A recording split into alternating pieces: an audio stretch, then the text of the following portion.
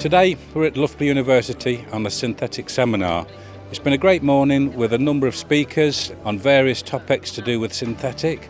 We've just had a nice barbecue, the weather's very kind to us, and this afternoon now we're going out and doing some practical demonstrations on how to use some of this machinery, also using line markers, things like that, and just general maintenance for synthetic.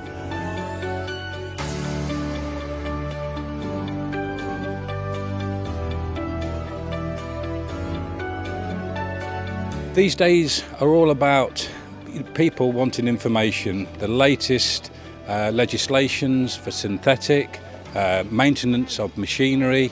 It's just all about learning as much as you can and sort of being one step ahead in the industry on where synthetic is going.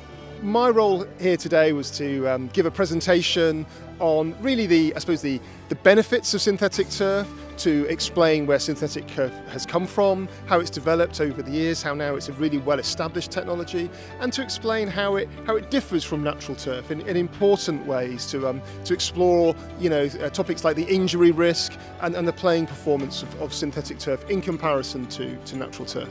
I was asked to talk about the considerations for installing a synthetic surface.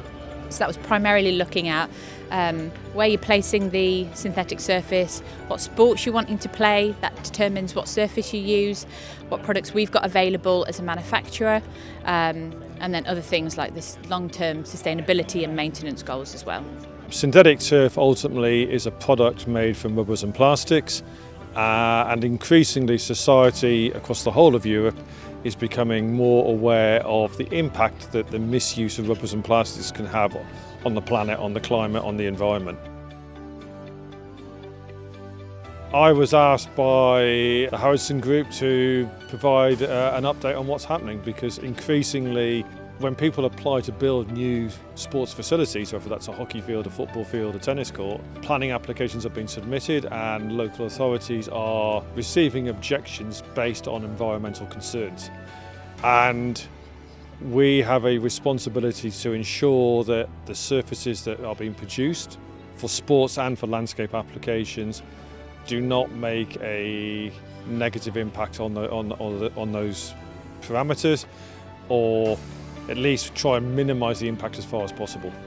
And basically we're talking about the, I suppose, pros and cons of retrofitting from existing high intensity discharge lighting to LED lighting, and really the fact that in the next sort of 3 to 5 years it's not going to be a case of when or why change, but more of a case of when, because you're going to have to change, because the HID technology is pretty much redundant.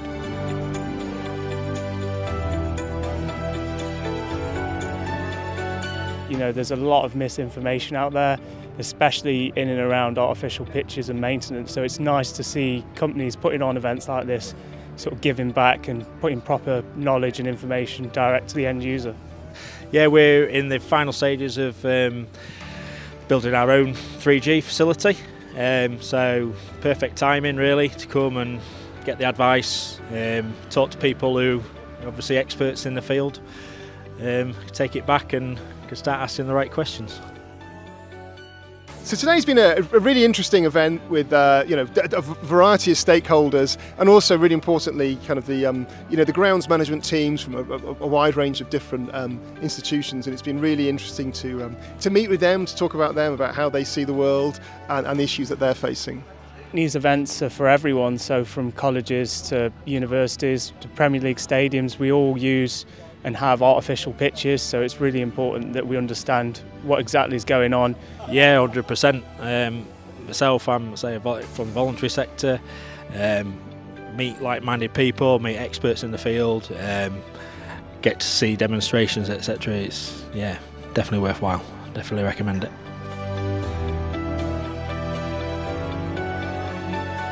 We've had 60 delegates today that have all been very keen on learning about synthetic maintenance on machinery and also the practical elements to synthetic, which has been really good.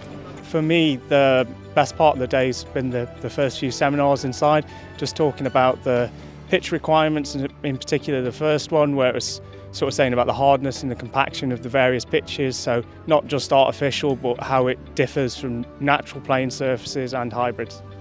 I'd got wind about the you know, the non-use of rubber crumb coming up, so that was quite interesting to hear obviously the experts in that field and what potentially might be coming on board. As I say, we're looking at quotes at the moment, and I'll need to go back and have a look at those quotes, because I'm guessing they'll just say the blanket, you know, this, that and the other, and I've got questions to ask now about what it includes, and etc, etc. And again, machinery here, same thing really, what brushes to use, etc. So all been useful really.